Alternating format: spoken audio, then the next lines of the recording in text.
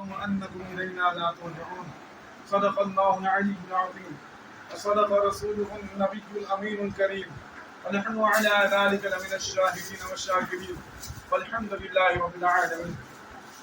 آئیے کچھ کہنے اور سننے سے پہلے آقا کریم رؤوف الرحیم حضرت محمد مصطفیٰ صلی اللہ علیہ وآلہ وسلم کی بارگاہ بطرت بنا میں جھوم جھوم کر درود پاک کا نذرانہ پیش کرتے پڑھیے. اللهم صل على سيدنا شفيعنا وحبيبنا ونبينا ومولانا محمد الصلاة والسلام عليك يا رسول الله. خطبہ مسنونہ کے بعد میں نے قرآن مجید کی ایک آیت کریمہ تلاوت کرنے کا شرط حاصل کیا جس میں اللہ تبارک و تعالی اپنے بندوں سے ارشاد فرماتا ہے افحسبتم انما خلقناکم عبثا وانکم الینا لا ترجعون. افحسبتم انما خلقناکم عبثا وانکم الینا لا ترجعون. اور تمہیں کیا لگتا ہے کہ ہم نے تمہیں یوں ہی پیدا کر دیا اور کیا تمہیں اس کی طرف لوٹنا نہیں ہے؟ تو اللہ تبارک و تعالی اس آیت کریمہ میں اس بات کو سمجھانا چاہتا ہے کہ انسان کا زندگی جو ہے بے مقصد نہیں ہے. انسان کا اس کائنات میں آنا، اس زمین پر آنا بے مقصد نہیں ہے. اللہ تبارک و تعالی نے ہماری زندگی کا کچھ مقصد بنایا ہے بے شک، اور ہماری زندگی کا کچھ مقصد ہے، اور انسان اس مقصد کو اگر بھول جاتا ہے تو اس کا نتیجہ کیا نکلتا ہے کہ وہ ڈپریشن کا شکار ہوتا ہے. وہ کس کا شکار ہوتا ہے؟ ڈپریشن کا شکار ہوتا ہے. آج کائنات میں دیکھیے آپ، ہمارے زندگی کا مقصد کیا تھا؟ وما خلقت الجن والانس الا ليعبدون. زندگی کا مقصد یہ تھا کہ ہم نے تمہیں اپنی عبادت کے لیے پیدا کیا. ہمارے پاس کارپوریٹ لائف میں اگر دیکھا جائے، اگر کوئی بندہ کارپوریٹ میں کام کرتا ہے تو اس کے پاس ایک جاب کرنے کے ٹائم ہے، اور اس جاب کے بعد اس بندے کے پاس اتنا بھی ٹائم نہیں کہ وہ اپنے رب کے بارگاہ میں 2 سجدے کر سکے. اور اس کا نتیجہ کیا نکلتا ہے کہ اس کے پاس سب کچھ ہونے کے باوجود بھی 30,000 40,000 روپے سیلری ہونے کے باوجود بھی وہ بندہ ڈپریشن کا شکار رہتا ہے. کیوں؟ کیونکہ ایک چیز ہوتی وہ ہے رب کی ضرورت. ہر بندے کے دل میں، ہر دنیا کے ہر انسان کے دل و دماغ میں رب کا وجود ہے. کیوں؟ اس کا وجہ بھی قرآن میں اللہ نے ارشاد فرمایا کہ جب اللہ تبارک و تعالی نے عالم ارواح میں تمام روحوں کو جمع کیا، اللہ تبارک و تعالی نے عالم ارواح میں جب تمام روحوں کو جمع کیا تو فرمایا الست بربکم. کیا فرمایا؟ الست بربکم، کیا میں تمہارا رب نہیں؟ تو گاڈ کا ایگزسٹنس، اگر کوئی بندہ خدا کا انکار کرے تو خود میں وہ اس کا بات جو ہے بے بنیاد ہے. کیوں؟ کیونکہ اس نے اس چیز کا انکار کیا جس کا اس نے وعدہ کر کے آیا تھا. اور یاد رہے فاذکرونی اذکرکم، یاد رہے کہ الا بذکر اللہ تطمئن القلوب. بندہ 30,000 40,000 کی سیلری کما کر بھی وہ سکون کیوں نہیں پاتا ہے؟ کیوں؟ کیونکہ اللہ نے اس کے دل کو بنایا. اللہ نے، خالق کائنات کون؟ ہمارا رب نے ہمارے دل کو بنایا، اور دل کے بنانے کے بعد کیا فرمایا؟ الا بذکر اللہ تطمئن القلوب. تمہارا اے سی والا روم تمہیں سکون نہیں دے گا، تمہارا BMW اور آڈی میں ٹریول کرنا تمہیں سکون نہیں دے گا. سکون کون چیز دے گی؟ الا بذکر اللہ تطمئن القلوب. اللہ کے ذکر میں دلوں کو سکون ہے. ہمارے پاس سب کچھ ہوتا ہے، ہمارے پاس سب کچھ ہوتا ہے. ہم نے دیکھا بھی کہ بڑے بڑے رسول دار جن کے پاس سب کچھ ہے، they have all things، لیکن ان کے پاس ایک چیز نہیں. وہ کیا ہے؟ سکون. وہ سوتے ہیں تو ڈپریشن کا دوا لے کر سوتے ہیں. اس کا وجہ کیا ہے؟ کہ ان کے پاس سب کچھ ہے لیکن رب کے لیے ٹائم نہیں ہے. اور ایک چیز یاد رکھیے گا، ڈپریشن کا اس لیے بھی بندہ شکار ہوتا ہے جب رب کی زمین پر رب کا نافرمانی کرے. اور ہمارے نوجوانوں میں ایک جو برائی ہے وہ بہت کامن برائی ہے، اس کو ہم لوگ بولتے ہیں حرام ریلیشن شپ. نکاح سے پہلے ان چیزوں میں ملوث ہو جانا جس میں اللہ کی نافرمانی ہو. یاد رکھیے وَلَا تَقْرَبُوا الزِّنَا، اللہ کیا فرماتا ہے؟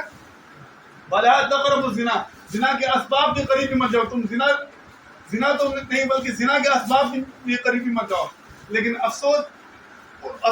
برا افسوس یہ ہوتا کیا ہے کہ ہم ان چیزوں میں ملوث ہو جاتے ہیں، اور اس کا نتیجہ کیا نکلتا ہے؟ اس کا نتیجہ یہی نکلتا ہے کہ بندہ ڈپریشن کا شکار رہتا ہے. وہ ہر دن کچھ نہ کچھ نیا اس کو چاہیے. ہر دن नौजवानों के अंदर में ये चीज कॉमन है, हमारे नौजवानों के अंदर में उनको लगता है कि अगर कोई नामहरम से बात करे तो वो बहुत कुछ अजीब करे, लेकिन याद रखिए जो अपने रब का नहीं हुआ आपका भी कभी नहीं होगा। बेशक जो अपने रब का नहीं हुआ वो आप कभी नहीं होगा। एक चीज क्लियर रखिएगा, क्यों रब की जमीन पर रब का नाफरमानी आप करिएगा तो आपको सुकून कभी नहीं मिल सकता। और याद रखिए जिन बाहों का आप ढूंढते थे वो किसी और का बाह ढूंढ लेंगी, जिन बाहों को आप ढूंढ लेते वो किसी और की तरफ आएंगे और आप खुद में अपने आप को बर्बाद कर लेंगे। और एक चीज याद रखिए, ये सिर्फ रिलेशनशिप तक ही मामला नहीं रहता है। टू बी क्लियर, साफ अगर बात बोला जाए तो मामला सिर्फ रिलेशनशिप तक नहीं रहता है, आगे के मामला भी बहुत सारे रहते हैं। और एक चीज हमेशा याद रखिएगा, एक दिन में नहीं होता है। हमारे पास वो दोस्त होते हैं जो अल्लाह के नाफरमान में खुद भी लगे रहते हैं और हमें भी टांगते हैं। हमारे पास वो बॉलीवुड और हॉलीवुड इंडस्ट्रीज के वो मूवीज होते हैं जो खुद भी हमें नाफरमानी में लगे रहते हैं और औरों को भी करवाते हैं। याद रखिए इन इंडस्ट्रीज को चलाने वाला कोई आम शख्सियत नहीं है। इन इंडस्ट्रीज को जिसमें सिर्फ बेहयाई और पाखपन रब की जमीन पर बैठकर रब का नाफरमानी ऐसे नहीं होता है। इनके पास करोड़ों बल्कि शैतानी तंजीमें काम करती है। और याद है कि जो हम गाने सुनते हैं, जो हम इधर नौजवानों की तरफ मैं मुखातिब हूँ, जो हम गाने सुनते हैं वो आम गाने नहीं होते। गानों के अंदर में बहुत सारे मीनिंग्स होते हैं, गानों के अंदर में बहुत सारे हिडन मीनिंग्स होते हैं जो आपको कुफ्र की तरफ लेके जाते हैं। नहीं होते, गानों के अंदर में बहुत सारे मीनिंग्स होते हैं, गानों के अंदर में बहुत सारे हिडन मीनिंग्स होते हैं जो आपको कुफ्र की तरफ लेके जाते हैं। आप अगर हॉलीवुड के मूवीज को देखिएगा, आप अगर हॉलीवुड या बॉलीवुड की मूवीज को देखिएगा तो सिवाय कुफ्र और शिर्क के कुछ नहीं मिलेगा। रब की जमीन पर रहकर रब का नाफरमानी वो करना आपको सिखाते हैं। हमें वो क्या बोलते हैं कि माई लाइफ माई रूल। याद रखें, जिंदगी किसने दी है? अल्लाह। जिंदगी किसने दी है? हाकिमियत किसकी है? अल्लाह की। आप लोग सब बोले, दिल पर हाथ रखे बोले, हाकिमियत किसकी है? अल्लाह की। अल्लाह ने। माई लाइफ माई रूल बोल के कोई चीज नहीं है, आप अपने मर्जी से एक तिनका भी नहीं हटा सकते। याद रखिएगा, ये जो ब्लड सर्कुलेशन और ऑक्सीजन जो हम लोग लेते हैं ना वो अल्लाह की मर्जी से। तो ये बोलना और ये सोचना ही खाम ख्याली क्या है। नौजवानों से मैं मुखातिब हूँ, ये बोलना और सोचना ही खाम ख्याली है कि माई लाइफ माई रूल नहीं। अल्लाह ने ये जिंदगी दी है, आप अल्लाह के लिए ये जिंदगी गुजारिए। याद रखें, जो हम म्यूजिक इंडस्ट्री, बंदा एक बार में जिना की तरफ माइल नहीं होता है। एक चीज याद रखिएगा, अचानक कोई जिना की तरफ माइल नहीं होता है। इस अचानक उठा जिना की तरफ, जिसको आप ये समझिए कि अचानक उठा और जिना की तरफ उसका दिल चला गया, नहीं। इसके पीछे बहुत सारी चीजें। फर्स्ट ऑफ ऑल क्या है, उसके दोस्त जिसके साथ वो रह रहा है। और दोस्तों के अंदर में हमारा डिस्कशन क्या होता है कि भाई आज ये मूवीज आई है, इस सिंगर ने ये गाना गाया। आप देखे बाहर की सिंगर्स को, गायकारों को खुदा की जमीन पर रखकर, बल्कि मैं एक गाने का एक मिसरा बोल रहा हूँ, जैसे केपॉप आपने नाम सुना होगा, मूसा इस्लाम को खुल्लम खुल्ला तौहीन, ब्लैकपिंक जिसका नाम है, खुल्लम खुल्ला तौहीन, नबियों का तौहीन, अल्लाह की जात को तौहीन, योर गॉड इज बैड, एक अल्फाज है गाने के अंदर में, आपका खुदा बुरा है। अच्छा, ये तो हम माने कि ये गाना खुद में शिर्क है ना, आप लोग मानते तो हैं, लेकिन ये चीज बताइए कि हम ये गाना बोल लेते कैसे हैं जब हमको इतना इंग्लिश समझ में आता है। ये सोचने की बात है ना। कुरान तो कहता है कि तुम अफला ताक़िलून, तुम अकल क्यों नहीं रखते, अफला यतदब्बरून, तुम कोई भी काम करो तुम उस पर फिक्र क्यों नहीं करते। तो इसकी वजह ये है कि आप जो गाना सुनते हैं ना ऐसे ही नहीं रहता है। जो लिरिक्स रहते हैं इसके पीछे, जो लिरिक्स रहते हैं उसमें हाई डोपामिन रहता है। आपको नशा, याद रखिए कि शराब के नशा को कोई छुड़ा सकता है लेकिन गाने के नशा को नहीं छुड़ा सकता। ये एक पॉइंट क्लियर रखिएगा, नौजवानों से मैं मुखातिब हूँ। आप शराब के नशेड़ी को तो छुड़ा सकते हैं लेकिन गाने के अल्लाह के रसूल ने इसके नहीं फरमाया। गाना जो है जिना की तरफ का एक बहुत बड़ा रास्ता है। गाना जो है زنا کی طرف تو افسوس کی بات یہ کہ یہ امت جو ہے جن کو گانوں میں سکون نہیں ملتے، لیکن اللہ گانوں میں سکون ملتی ہے، لیکن کتاب اللہ کے لیے ٹائم نہیں ہے ان کے پاس. ہم کیا بولتے ہیں کہ وی ہیو بزی شیڈیول، یہ کہتے ہیں نا ہمیں اسکول جانا ہے، ہمیں کالج جانا ہے، سب کچھ ہے. ہاں لیکن اسی وقت میں آپ گرل فرینڈ سے بات کرتے ہو، وہ آپ نہیں بولو گے. آپ یہ کیا بولو گے کہ وی ہیو بزی شیڈیول، ہمارے پاس سب کچھ کے لیے ٹائم ہے سوائے قرآن کے لیے. یہ وہ قرآن ہے جس کے بارے میں اللہ تبارک و تعالی خود ارشاد فرماتا ہے لو انزلنا هذا القرآن على جبل لرأيته خاشعا متصدعا من خشية الله. اگر یہ قرآن پہاڑ پر نازل ہوتا نا، اگر یہ قرآن پہاڑ پر نازل ہوتا تو خشیت الہی سے ریزہ ریزہ ہو جاتا. اور نوجوانوں تم کس طرف جا رہے ہو؟ کیا میں تمہیں اسپین کا وہ نوجوان تمہیں یاد نہیں؟ طارق بن زیاد 17 سال عمر، کتنا؟ 17. جب سی آف گیلیلی کی طرف انہوں نے قدم رکھا، صبح سویرے جب قدم رکھا تو وہ پیچھے مڑ کر لوگوں کو بولے کہ جن کو جانا ہے وہ چلے جائیں. یورپ میں پہلا اسلامی بلکہ آرمی جس کو بولا جائے، یورپ میں پہلا اسلامی آرمی کون لے کے گیا؟ طارق بن زیاد. عمر کتنا؟ 17 سال کا. یورپ میں پہلا اسلامی آرمی جو پہنچا، انہوں نے پیچھے مڑ کر بولا کہ جنہیں جانا ہے چلے جاؤ. نہیں گئے، وہ لوگ نہیں ہٹے. اب رات کے اندھیرے میں طارق بن زیاد نے لوگوں کو جمع کیا، اور جو بوٹ تھے نا، جو ان کے نام تھے، ان کو طارق بن زیاد نے آگ لگایا. اب بولے تم جا بھی نہیں سکتے، جاؤ. اب یہاں سے صرف ہماری لاشیں اٹھیں گی. کون؟ ہمارا پہلا اسلامی لشکر جو یورپ میں داخل ہوا وہ اسپین میں تھا. اور نوجوانوں تم کہاں جا رہے ہو؟ تمہیں محمد بن قاسم کی کہانی یاد نہیں؟ نوجوانوں تم کہاں جا رہے ہو؟ تمہیں کس طرف لے جایا جا رہا ہے؟ محمد بن قاسم سندھ کی طرف آئے. عمر کتنا تھا؟ 17 سال. عمر کتنا؟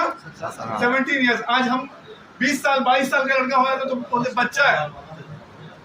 آج یہ افسوس کا معاملہ ہے نا ہمارے ساتھ یہ افسوس کا معاملہ ہے کہ ہم کیا بولتے بچہ ہے. طارق بن زیاد، محمد بن قاسم، سلطان محمد فاتح، ان کی عمر کو دیکھیں. 17 سال کی عمر میں سندھ کی طرف محمد بن قاسم نے حملہ کیا، اور یہ پہلا اسلامی لشکر جو ہندوستان میں داخل ہوا. اور اس لشکر کا پانی کوئی بہت بڑا سینئر لیڈر نہیں تھا، نوجوان تھے، ہماری اور آپ جیسے لوگ تھے. انہوں نے جب یہاں محاسبہ پہلے کیا، کہیں پر بھی حملہ کرنے سے پہلے اس علاقے کا محاسبہ کیا جاتا ہے، تو پتہ چلا جو وہاں کا جو راجہ تھا اس کا نام تھا راجہ دہر سنگھ. اس کا ایک پرسنل میٹر بہت لیک ہوا. کیا وہ میٹر تھا؟ محمد بن قاسم کو پتہ چلا کہ یہ عورتوں کے معاملے میں بڑا کمزور ہے. محمد بن قاسم کو پتہ چلا کہ یہ عورتوں کے معاملے میں بہت کمزور ہے. تبھی محمد بن قاسم نے کہا کہ اب یہاں سے ہمارا ہم کو واپس کرنا ہے. ان لوگوں کو بس کی بات نہیں ہے. ان کو اب ہمیں کوئی جیتنے سے روک نہیں سکتا. کیوں؟ یاد رکھیے ہمارے اکابرین میں سلطان صلاح الدین ایوبی کو کون جانتا ہے؟ آپ لوگوں سے بتائیں. اب یہاں سے صرف ہماری لاشیں اٹھیں گی. کون؟ ہمارا پہلا اسلامی لشکر جو یورپ میں داخل ہوا وہ اسپین میں تھا. اور نوجوانوں تم کہاں جا رہے ہو؟ تمہیں محمد بن قاسم کی کہانی یاد نہیں؟ نوجوانوں تم کہاں جا رہے ہو؟ تمہیں کس طرف لے جایا جا رہا ہے؟ محمد بن قاسم سندھ کی طرف آئے. عمر کتنا تھا؟ 17 سال. عمر کتنا؟ 17 ایئرس. آج ہم 20 سال 22 سال کا لڑکا ہوا تو بولتے بچہ ہے. آج یہ افسوس کا معاملہ ہے نا ہمارے ساتھ یہ افسوس کا معاملہ ہے کہ ہم کیا بولتے بچہ ہے. طارق بن زیاد، محمد بن قاسم، سلطان محمد فاتح، ان کی عمر کو دیکھیں. 17 سال کی عمر میں سندھ کی طرف محمد بن قاسم نے حملہ کیا، اور یہ پہلا اسلامی لشکر جو ہندوستان میں داخل ہوا. اور اس لشکر کا پانی کوئی بہت بڑا سینئر لیڈر نہیں تھا، نوجوان تھے، ہماری اور آپ جیسے لوگ تھے. انہوں نے جب یہاں محاسبہ پہلے کیا، کہیں پر بھی حملہ کرنے سے پہلے اس علاقے کا محاسبہ کیا جاتا ہے، تو پتہ چلا جو وہاں کا جو راجہ تھا اس کا نام تھا راجہ دہر سنگھ. اس کا ایک پرسنل میٹر بہت لیک ہوا. کیا وہ میٹر تھا؟ محمد بن قاسم کو پتہ چلا کہ یہ عورتوں کے معاملے میں بڑا کمزور ہے، محمد بن قاسم کو پتہ چلا کہ یہ عورتوں کے معاملے میں بہت کمزور ہے، تبھی محمد بن قاسم نے کہا کہ اب یہاں سے ہمارا ہم کو واپس کرنا ہے، ان لوگوں کو بس کی بات نہیں ہے، ان کو اب ہمیں کوئی جیتنے سے روک نہیں سکتا۔ کیوں؟ یاد رکھیے ہمارے اکابرین میں سلطان صلاح الدین ایوبی کو کون جانتا ہے؟ سبھی ہیں۔ آپ لوگ مجھے بتائیے سلطان صلاح الدین ایوبی کو کون جانتا ہے؟ جانتے ہیں نا؟ جی۔ صلاح الدین ایوبی نے ایک الفاظ کہا تھا کہ اگر تم کسی بھی قوم کو برباد کرنا چاہتے ہو تو ان میں دو چیزیں یاد رکھیں، دو چیزیں پھیلا دو، ایک تو شراب اور دوسرے عورتوں کو۔ اور یاد رکھیں صلاح الدین ایوبی کون ہے؟ رومن امپائر جو اس وقت کے سب سے طاقتور تھا، اور سامنے 4 لاکھ کا فوج تھا ان کے سامنے میں، اور ان کے پاس کتنے فوجی تھے؟ 12,000 کے، اور کوئی بہت سینئر لیڈرز نہیں تھے، کون تھے؟ نوجوان تھے، اور 3 دن کے اندر میں پورے یورپ کو فتح کیا یہ سلطان صلاح الدین ایوبی نے۔ کہ ہمارے اکابرین کے قصے آپ کن کو ہیرو بنا کے رکھیں، ہم اور آپ کن کو ہیرو بنائیں؟ یہ وہ جو غلیظ قوم ہے جن کی ماں اور باپ کا نہیں پتا، ہمارے ہیرو جو ہو سکتے ہیں جن کے اصل اور نسل کا نہیں پتا، وہ ہمارے ہیرو نہیں ہو سکتے۔ ہمارے ہیرو کون ہے؟ بولے سلطان صلاح الدین ایوبی۔ بے شک۔ ہمارے ہیرو کون ہے؟ صلاح الدین ایوبی ہیں۔ یہ وہ لوگ تھے جنہوں نے بلکہ جہاں قدم رکھا مسلمانوں نے، خدا کی قسم آپ ان کا ہسٹری تو پڑھیں، یورپین کلچر کیا تھا، ان کے پاس تو کھانے کے لیے روٹیاں بھی نہیں ہوتی تھی، اور خدا کی قسم اسی 17ویں صدی میں مسلمانوں نے ایروپلین بن کے بنایا بھی ہے اور اڑایا بھی ہے آٹومن امپائر کے ٹائم میں۔ ہم کہاں جا رہے؟ ہمیں قرآن تو پڑھنے کا شوق ہی نہیں ہے، ہمیں قرآن بلکہ اللہ ماشاء اللہ کہ ہم قرآن کھولتے بھی کر رہے رمضان ٹو رمضان۔ اگر کوئی قرآن جلا دے ہمیں برا لگتا ہے، لیکن ہم نے جو قرآن کے ساتھ ظلم کیا اس کا کوئی ٹھکانا ہی نہیں، بلکہ ہم نے یہ بھی دیکھا قرآن کے اندر میں داغ پڑ جاتے، چھونے کا وقت نہیں ہے۔ اللہ تبارک و تعالی نے اللہ کے رسول قیامت کے دن امت کے لیے ایک شکایت اللہ کے بارگاہ میں عرض کریں گے، وقال الرسول یا ربی ان قوم اتخذوا هذا القرآن مهجورا۔ اللہ تبارک و تعالی کی بارگاہ میں حضور علیہ السلام ایک شکایت عرض کریں گی کہ یا رب میرے قوم نے قرآن کو چھوڑ دیا۔ علامہ اقبال نے ایسے نہیں کہا کہ محمد سے وفا تو نے تو ہم دے رہے ہیں، کہ جہاں چیز ہے کیا لوح و قلم دے رہے ہیں۔ صلاح الدین ایوبی کون تھے؟ آپ محمد بن قاسم کے بارے میں تو پڑھے، یہ لوگ ایسے بلکہ اتنا سیریس لیڈر نہیں تھے، یہ لوگ ہمارے اور آپ جیسے تھے۔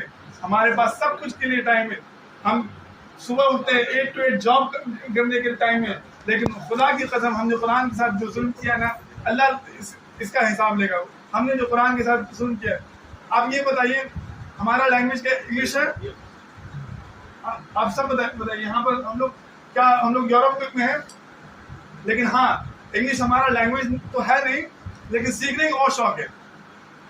یہ الفاظ بھلے تلخ لگے، لیکن خدا کی قسم وہ کتاب اللہ جو عروج اور زوال کا مابین ہے، ہم نے اس کو ترک کر دیا۔ ہم نے بلکہ ہوتا کیا ہے کہ ہم نے دیکھا کہ حافظ صاحب لوگ کو پوچھا جاتا ہے کہ آپ کتنا لیجیے گا، آپ کتنا لیجیے گا؟ 500۔ ہمارے پاس تو وہ حافظ نہیں ملیں گے کہ آپ کو ایک دم اسٹینڈرڈ سکھائیں گے۔ 500 میں کوئی کسی کا گھر نہیں چلتا، یاد رکھیے گا۔ ہم نے قرآن کے ساتھ جو ظلم کیا نا، آج اسی کا نتیجہ ہے کہ وہ زمانے میں معزز تھے مسلمان ہو کر۔ علامہ اقبال نے ایسے نہیں کہا کہ وہ زمانے میں معزز تھے مسلمان ہو کر اور ہم خوار ہوئے تاریخ قرآن ہو کر۔ یہ الفاظ فیل کرے اپنے دلوں کے اندر میں کہ علامہ اقبال نے اس 19 سینچری میں کہہ دیا تھا کہ وہ زمانے میں معزز تھے مسلمان ہو کر اور ہم خوار ہوئے تاریخ قرآن۔ ہمارے پاس سب کچھ کے لیے ٹائم ہے سوائے قرآن کے۔ یہ الفاظ بلکہ ہم نے تراویح میں بھی دیکھی کہ ہم صحیح سے کھڑے نہیں ہو پاتے۔ یہ وہ قرآن ہے، اگر اس کے بارے میں بتایا جائے قرآن کے ایک ایک لفظ میں، یاد رکھیے کہ دنیا کے ہر کتاب میں لیرکس جو ہے اپس اینڈ ڈاؤن ہو سکتے ہیں، الفاظ جو ہیں اپ اینڈ ڈاؤن ہو سکتے ہیں، لیکن قرآن کو آپ پڑھ کے دیکھیں کوئی ورڈ اپ اینڈ ڈاؤن نہیں ہے. قرآن اگر پڑھ کے دیکھیں جیسے قل هو اللہ احد اللہ الصمد، الفاظ کا سیٹنگ دیکھیے، یہ بالیقین یہ خدا کا کی کلام کا یہ تاثیر ہے. بے شک ہمارے پاس سب کچھ کے لیے ٹائم سوائے قرآن کے.